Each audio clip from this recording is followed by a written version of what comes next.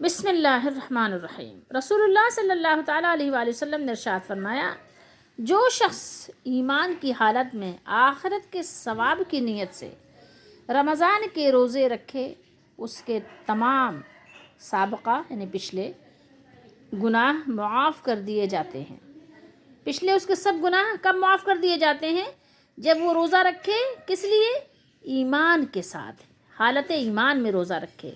تو سب سے پہلے ہمیں ضروری ہے کہ ایمان کو سیکھیں کہ ایمان کیا ہے، حالت ایمان میں، اور پھر ثواب حاصل کرنے کے لیے عادتاً نہیں، رسماً نہیں، بلکہ اللہ تعالیٰ سے اس کا اجر اور ثواب لینے کے لیے، اللہ کو راضی کرنے کے لیے جو بھی روزہ رکھے گا تو اللہ تعالیٰ اس کے پچھلے سب گناہوں کو معاف کر دے گا۔ کتنی بڑی بشارت ہے۔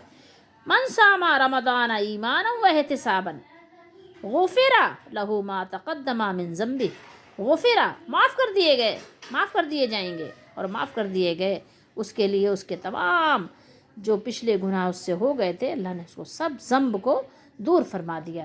اللہ تعالی ہم سب کو خلوص نیت سے اور ایمان کے ساتھ، احتساب کے ساتھ، اپنا احتساب بھی کرتے رہیں، ساتھ ساتھ حالت ایمان اور احتساب کے ساتھ روزے رکھیں، اور ثواب کی نیت ہو کہ اللہ تعالیٰ سے ہمیں اس کا اجر چاہیے، کسی سے، انسانوں سے تعریفی کلمات نہیں چاہیے، بلکہ صرف اپنے رب سے، اپنے مالک سے اس کی اجرت چاہیے، اور اس کی اجرت بہت بہترین ہے، ایسی ہے کہ فَلَهُمْ أَجْرٌ غَيْرُ مَمْنُونَ، ایسا اجر دیا جائے گا کہ جو کبھی بھی اس سے نہ روکا جائے گا، نہ ختم کیا جائے گا، نہ منع کیا جائے گا۔ اللہ تعالیٰ ہم سب کو بھی اس اجر کا مستحق بنائے، اور ہمیں توفیق دے کہ ہم خالصتاً اللہ کے لیے عبادت کریں۔